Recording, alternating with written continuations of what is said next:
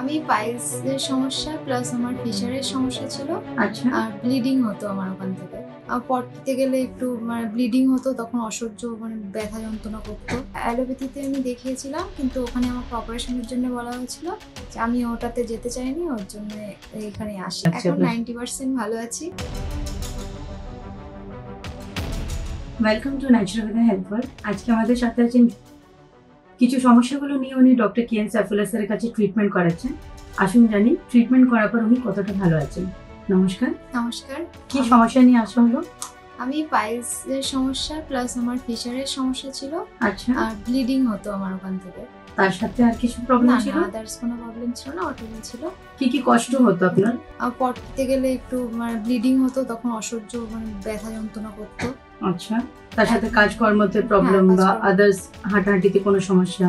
বসতে গেলে শোয়াতে? একটু প্রবলেম হতো। বসতে গেলে অসুবিধা হতো। কতদিন ধরে সমস্যা নিয়ে ভুগছেন? 2 ইয়ার্স। 2 ইয়ার্স। এর আগে কোথাও তাহলে ট্রিটমেন্ট করা হয়নি? হ্যাঁ, অ্যালোপ্যাথিতে আমি দেখিয়েছিলাম, কিন্তু ওখানে আমাকে অপারেশনের জন্য বলা হয়েছিল। ওকে। আমি ওটাতে যেতে চাইনি, ওর জন্য এখানে আসি। এসে তো এখন কতটা ভালো লাগছে এখন আপনার? 90% ভালো আছি। 90% ভালো আছেন। মানে আর অপারেশনের কোনো না, ব্যাপারই নেই। অপারেশনের কোনো ব্যাপার খুবই নেই। ভালো রেজাল্ট পেয়েছেন তাহলে। হুম। ঈশ্বরের কাছে প্রার্থনা করছি আপনি যাতে 100% সুস্থ হয়ে যান আর আপনাকে কোনোদিন অপারেশনই না করতে হয়। অসংখ্য ধন্যবাদ।